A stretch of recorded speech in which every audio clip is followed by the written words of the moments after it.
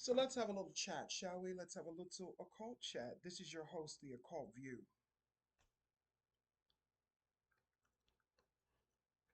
Sipping my morning ice water.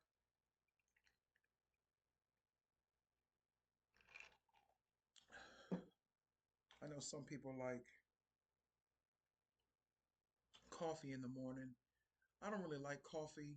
It just doesn't make me feel right. I don't like all that caffeine. I like tea, but I'm not a lover of coffee too much. I like tea with lemon and sugar in it and honey. But anyway, let's have a little chat, shall we? I was thinking about something. I was thinking about the afterlife and reincarnation. And everybody thinks that they have the answer to the afterlife and reincarnation and all of these other things that are spiritual, I'm going to say equinoxes and spiritual um, enigmas, rather, not equinoxes, but spiritual enigmas per se, mysteries that a lot of people believe in. I'm not a believer in reincarnation. I'm a knower of reincarnation. I am a knower of the afterlife. It is not something that, and I've said this before, it is not something that you can put under a microscope and examine. That is why the stories of near death experiences are so confusing and chaotic at times because we live in a 3D physical based world where we are governed by the thought process of reason and logic. But reason and logic is limited in what it can in what it can observe. You feel what I'm saying? We are like shadows in other people's realities. With that being said, everyone does not experience the same afterlife. Come on, dismiss this shit. Everyone does not experience the same afterlife because it's an individually based experience.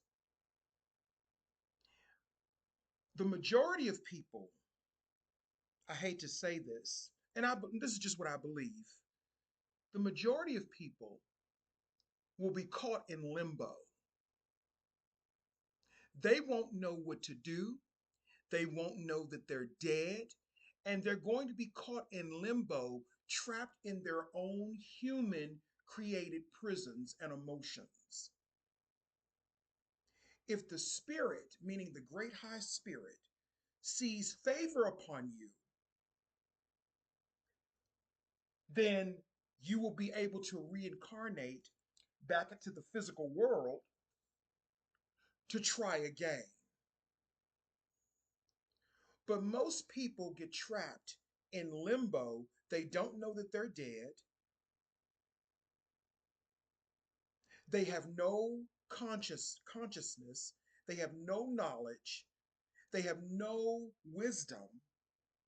And they get trapped in limbo. So, for example, let me give you an example. This person that I know in my family, what's going to happen to this person when she crosses over? She's going to be trapped in a state of, I'm looking for my children. Where are my children? I can't find my children. She's going to be caught in that type of limbo because she was such a horrible mother. So that is going to create an afterlife for her where she's caught in limbo, constantly searching for her children because she either aborted them or she just simply abandoned and neglected them. So in the afterlife, that is going to follow her.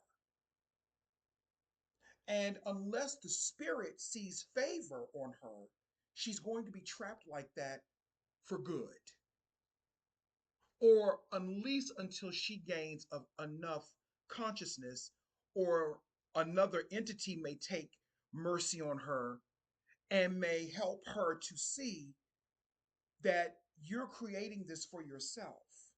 That is why it says, even in your so-called Bible, ye are gods, because we are responsible for our own reality creation, whatever that may be.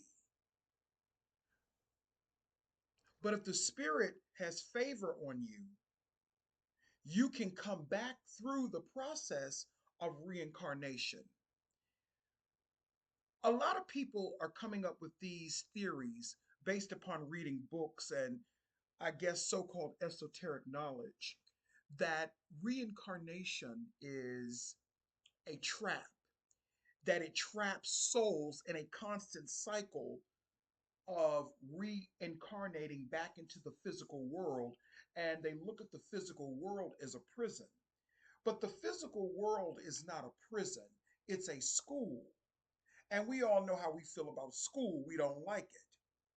But as within school, if you don't do what you're supposed to do, then you fail and you don't graduate and you get stuck in the same grade.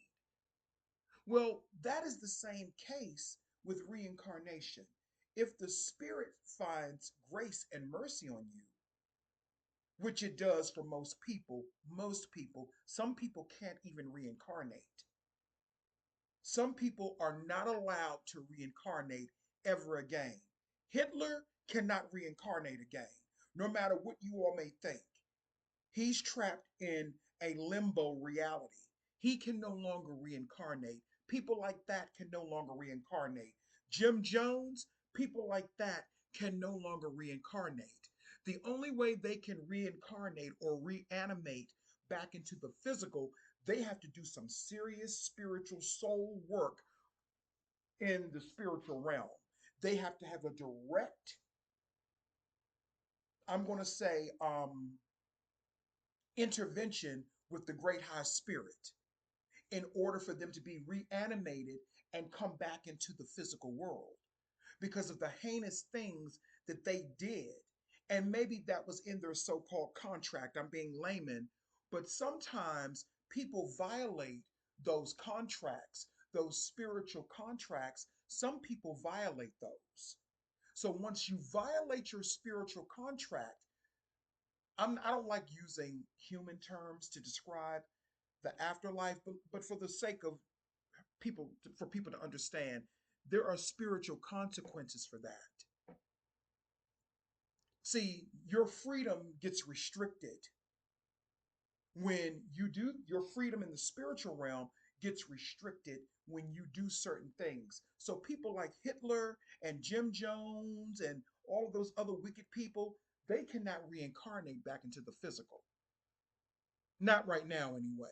They have to do some really, really, really, really, really, really strong, powerful spiritual work with the divine in order to come back. They will not be able to reincarnate. So, what they've done on this planet, see, this is where soulless people, what they have done is they're trying to create clones to reanimate certain historical figures who were heinous people, like some of the Roman emperors, Julius Caesar, and all of these other people. They're trying to reanimate them using DNA reanimation, which has nothing to do with spirit. It's almost like the pet cemetery effect. They're going to bring something back into the world that has no divine guidance and consciousness. You feel what I'm saying? And even with those wicked people that were once in the world, like the Jim Joneses, the Saddam Husseins, the Hitlers and all of those types of people, even though they did heinous things, they were under contract, spiritual contract, The people that they're trying to reanimate, they're not under contract. So they can constantly keep reanimating them. This is what's going on, what they say in Hollywood, where they're saying this person is a clone, this person has been dead for many, many years, but they keep reanimating them and cloning them. They said the same thing about Oprah Winfrey. They said that Oprah Winfrey has been dead since the 80s, that the Oprah that we have been seeing is not even the real Oprah. They said the same thing about Louis Farrakhan. So they will try to reanimate people if they know the person cannot reincarnate back into the physical. I get it. It sounds crazy, but bear with me. Reincarnation is a tool that was used by the universe to help people's spirituality grow, to help your soul or your spirit expand to higher levels of consciousness. It's not that the earth is a trap. What happened is people, us, us, you can even take that back to the story of Adam and Eve. We were the ones who corrupted ourselves and we ended up getting trapped. The only way people say that reincarnation, that's the point. I said all that to say this. People said that reincarnation is a trap or a curse.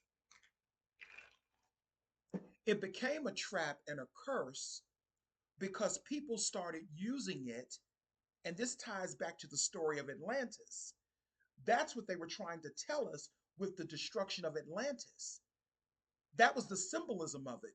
We started using divinity for wicked purposes. We started using it for greed, licentious pleasures, to harm people, to monitor people, to stalk people, to harass people. Ain't nothing new under the sun, under the sun.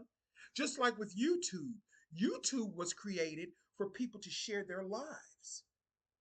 But now the platform has become a platform to stalk people, to harass people, for drug addicts to get on here and to, continue their their lunacy against other people. YouTube was not created for this.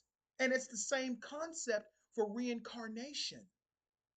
People get trapped because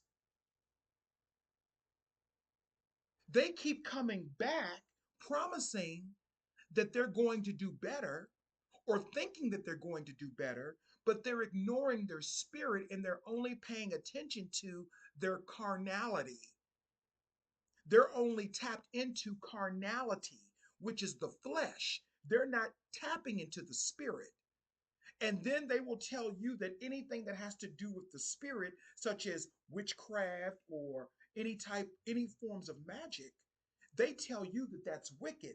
That's because those people are carnal and they're in a cult and they are here to keep people trapped and distracted. They keep you trapped and distracted through religion, through the fear of annihilation when you pass away. All of these things keep people trapped and distracted. Most Christians get trapped in the afterlife looking for the throne of God. They're trying to find the throne of God. They're trying to find Jesus Christ when they go into the afterlife, but they never find him. And they never find the throne of God. So, what ends up happening to them, the Spirit will have mercy on them, unfortunately. And that's just my opinion, unfortunately. The Spirit will have mercy on them. And they will come back into the earthly realm, becoming even more radicalized, more insane as Christians. They may not, unalive anyone. They may not be on the same level as a Hitler or a Saddam Hussein, but nevertheless, they come back into the earthly realm with their radicalized, self inflicted nonsense, which is sin, self inflicted nonsense, sin. They come back into this earthly realm with that nonsense. Then they die again, go back into the afterlife, believing that they're going to find Jesus and the throne of God. Some people have been doing this for thousands of years. That is why their lunacy is so ripe. They come back into the earthly realm until one day they say, you know what? Something inside of them goes, something is not right. Something is not right. And that is when the spiritual journey begins. And that is when the curse that they call ends. Reincarnation is not a curse. And reincarnation is not a trap. It's no one trapping you. It's you trapping yourself. I'm going to say entities, lower level entities, they just take advantage of your fear. They feed off of that. What do they call them? The archons? The archons can't do anything to you. You feed them. You feed them their negativity. You feed them the fear. You give it to them. They're feasting off of you. But nobody's trapping you. You're trapping yourself. That's the point that I'm making. Humanity has trapped itself. Just like a lot of these celebrities. The reason they're trying so hard to fight to stay in the physical world is because some of them already know, because they study esoteric knowledge. So they have an inkling of what's going to happen to them. Like, for example, a person like Diddy, what will happen to him when he crosses over? All of the things that he did to other people, he's going to be running from entities trying to do the same thing to him. All of the assaults, all of the SAing, all of the torment that he put people under, he's going to experience that in his own private personal hell. He's going to be trapped in that limbo without any consciousness of who he was, possibly. And he's going to be trying to figure out, why are these people after me? Why am I feeling so much pain? Who am I? Where am I? That is going to be his afterlife until he makes it right with the spirit. Remember in the movie Ghost, for those who are old enough to remember the movie Ghost, remember the character of Sam Wheat, Patrick Swayze's character. He was the good guy. Remember when he died, the light came for him, right? The light came for him. People say that the light is a trap. It all depends on who's going through the light, though. The light can't be a trap for people who have wisdom and knowledge. It's only a trap for those people who don't have that or who lack that. But remember, when he died, the light came for him. But the people that were responsible for his murder, remember those cloaked, dark, I guess you would call demonic entities, came for the other ones. And it's not that they were bad. The entities that came for them were not bad. They were not bad. Let's call them archonic entities. It's not that they're bad, but if that's the level that you're on, if you're on a lower level like that, see, humans are so busy distracted, they don't know how every reaction causes an action that reverberates across the realms. They don't even understand that because they're so busy wrapped up into their own licentious pleasures, their own greed for the physical world, thinking that they're right all the time. A lot of right people are in limbo. And I said right. I didn't say white. I said right. All those people who want to be right about everything, they're caught in limbo. But those darker entities that came after Sam Wheat's murderers, those darker entities were not necessarily evil, but that is what those men were tapping into. without them even knowing it.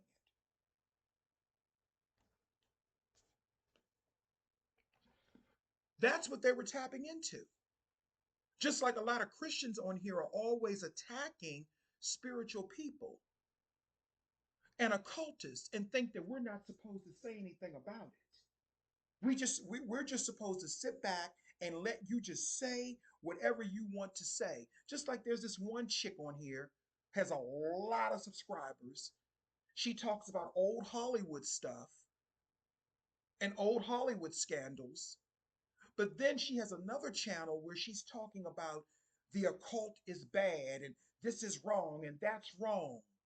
But when you look in her eyes, you don't have to say anything else. You don't have to even you don't you can see it all in her eyes. She's psyoped. She's up under some type of CIA manipulation. Religion is psyops because what it does is it keeps you distracted from the spirit and keeps you focused on the flesh. Christianity is the flesh. It's carnality. It's not spiritual anymore. If it ever has been. Maybe when it was in its truer form, which was Gnosticism, but it hasn't been a spiritual practice for a long time. It's become about condemnation, fear, and telling people what they should and should not do. And I don't give a fuck who that offends. Your experiences after this world is based upon you.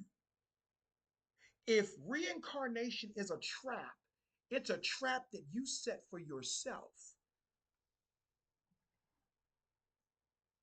It is not a trap that was set for you by some entities that want to keep you trapped in the world. No.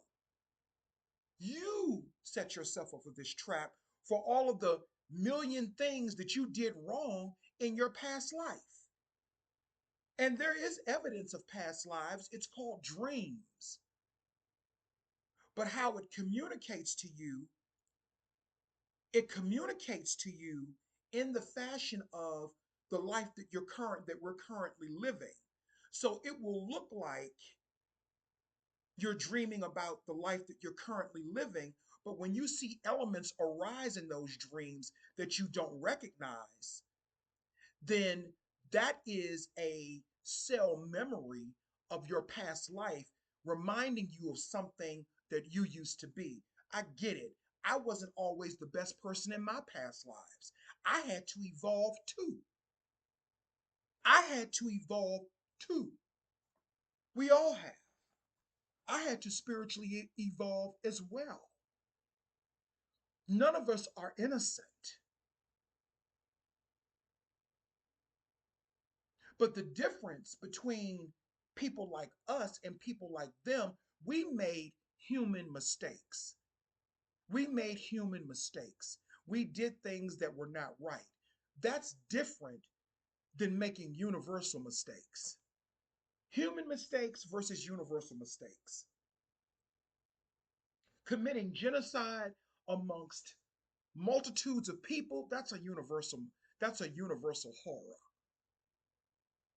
That's a universal horror. That's not a human mistake. That is a violation of the contract, of a spiritual contract. So, no, reincarnation is not a trap. Reincarnation is a tool that is used to help you expand your spirit and your soul so you can go on to another level. It only becomes a curse and a trap when you have to keep repeating the same bullshit in the physical world and you're not expanding your soul.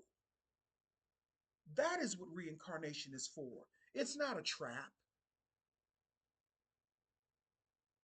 but your afterlife can be your trap based upon what you do, based upon the choices that you make, and not just in this life, but in countless lives. Anyway, this is the occult view. That's all I had to say. I just wanted to talk about that. It was on my heart and on my spirit, and I felt like just sharing that. Thank you.